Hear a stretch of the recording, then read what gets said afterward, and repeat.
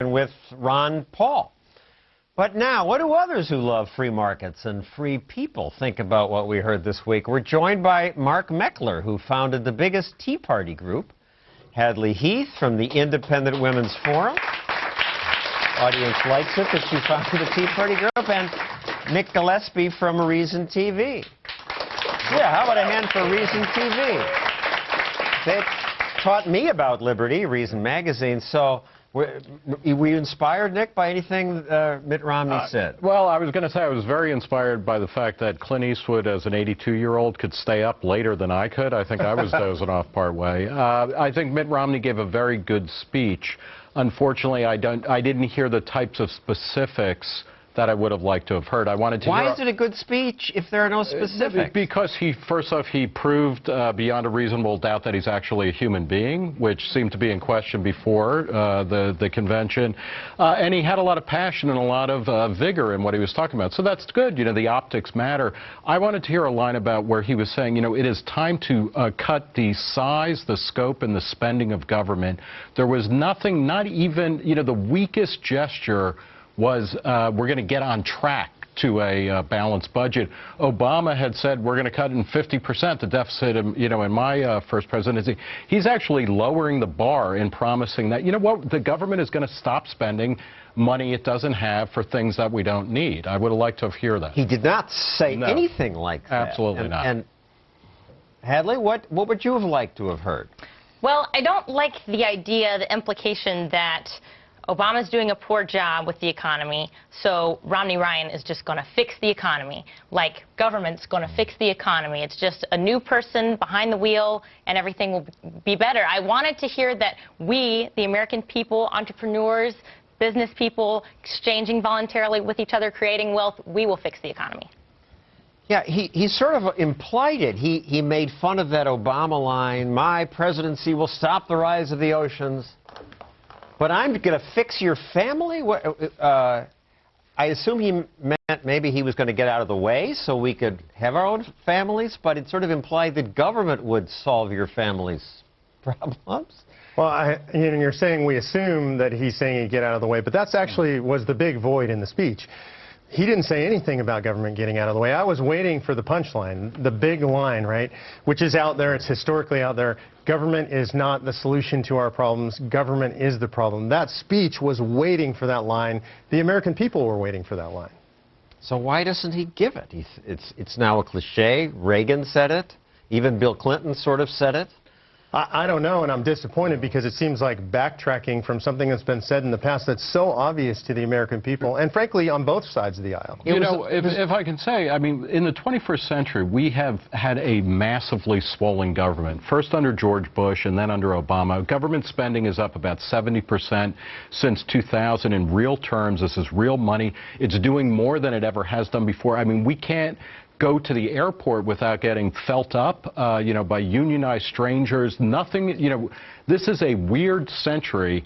We need a choice between big government and small government, not big government and slightly bigger government. And it seems to me that Romney, you know, he's promised he's going to take care of our families, he's going to take care of our retirements, he's going to take care of old people and sick people, and he's going to make sure we all get jobs and this and that.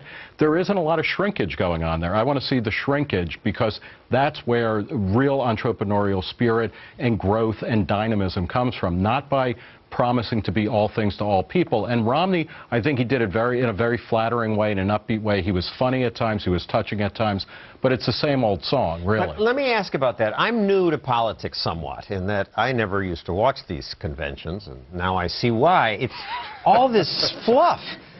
My dad gave Mom a rose. We had the gift of unconditional love. My mom and dad were true partners. I found kinship with a circle of friends. I mean, is it unrealistic to expect a plan? I don't think it is unrealistic. I think the American people, you know, we've talked about the American people are grown-ups. They need to be treated like grown-ups. They can take the truth. And frankly, none of the politicians are delivering the truth. We saw none of it at the convention. I'm not a political strategist either, but I noticed in 2008 that one of the things that made candidate Obama so popular was his positive message, hope, and change, and his call for unity. And I heard the word united, united, united, unity, unity, and it was a generally positive message from Romney tonight, too. I think, one of the other things to think about is that Romney is not running necessarily on a positive program of, I will do X, Y, and Z. What he needs to do is to showcase two things, and the first is merely to document how bad Obama has been as president. I mean, he inherited a bad situation, and he made everything worse. There is nothing good that you can say that's coming out of the Obama, years. I mean, that's it. Thank you.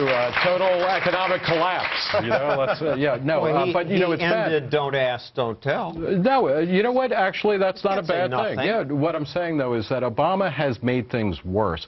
What Romney has to say is, look at this guy. We can't be worse than him. And in fact, I've had some successes in my life, and I've been in the private sector, and I've done this, and I've done that, and I've been a governor. The theme was we can do better. It's like all he really has to sell is, I'm not going to be as bad. And he does sell the business executive part pretty well. That one line I liked was, we bet on ourselves. I went to Bain Capital. I started this business. We bet on ourselves and our advice. And then he lists some specifics. Companies he created help preserve. Staples, Sports Authority. That makes it real. I hope people get that. And it's a fundamental contrast with the existing administration. That's, you've got a chief executive who's actually never created anything, certainly never anything in the private sector. So if people are looking for a change now, they're looking for somebody who understands the economy, at least you've got a guy that's been engaged in the economy. Though he talks about small business all the time. All the Republicans did. Yeah. Is there something wrong with big business? Don't they do good things too? Politicians, I mean, we know this from the Bill Clinton years, they have a lot of fetishes. One of them that is more, they talk about more publicly than others is a small business fetish. Another is, the family farm. You never hear about people talking about family-owned dry cleaner stores, but, family farms, small businesses. Small businesses aren't the backbone of the economy. Most big firms started out as small businesses. The idea is that you want a small business that grows into a big business. All business should be treated equally. It's true. Sports Authority and Staples, they're big. They're okay. They're the bigger they get, the better they get, as long as they're giving customers something they want at a price that everybody's happy with. And if they don't, they tend to go away without government. There is a real problem in the American tax code and in all kinds of subsidy programs, whether it's the Small Business Administration or whatnot, where small businesses get certain subsidies because they can't compete with the big guys. And then the big guys buy other subsidies, and this is part of the problem. If you're starting to talk about small business versus big business, you're compounding the problem. What we need is a government that is not playing favorites and is not saying, okay, you're a small business, so we're going to give you an extra hug and kiss. We're going to give you more unconditional love from the government than a big business. Hadley, what's a line you wish you heard from Mitt Romney tonight? A line I wish I had heard. I think I have to come back to the fact that it is the American people who are drivers of the economy, that it's not going to be, he said several times that we are going to help you. We are going to help you. And I assume that he means he and Paul Ryan.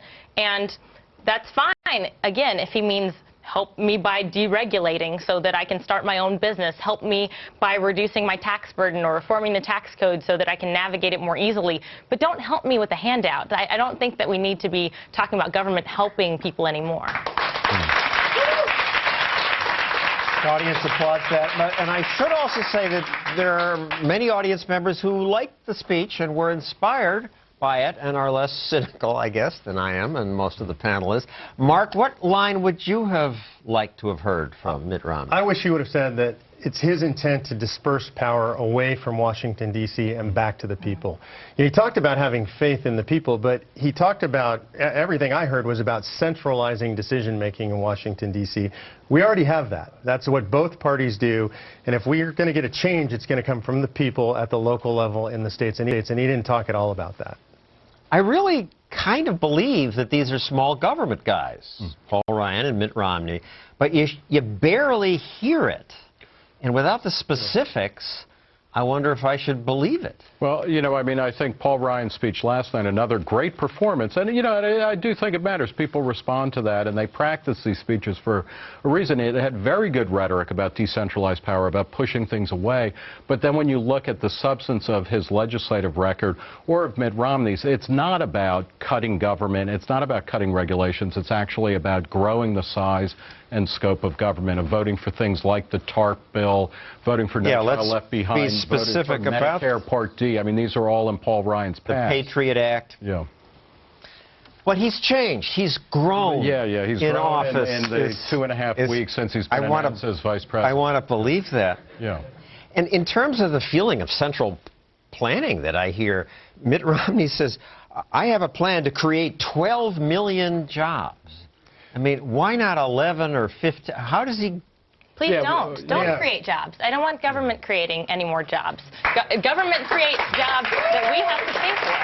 We pay for government-created jobs. It's fine. You know, I think there are a lot of people who do good work who are government employees, and they do excellent at the jobs that they are assigned. But at the end of the day, you know, every government job takes about 3 or 4 taxpayers to support. So it's a situation where we want to create jobs in the private sector, but Mitt Romney's not doing it unless he's going to start a new company or something. Well, my wishful thinking, Gene, says he means we're going to deregulate and that will create the jobs. But we will come back to that. Coming up, to me, the biggest issue facing America is that we're on the road to bankruptcy, therefore on the road to serfdom. Might Republicans take us off that road? There were some positive signs this week, and we'll show you that next.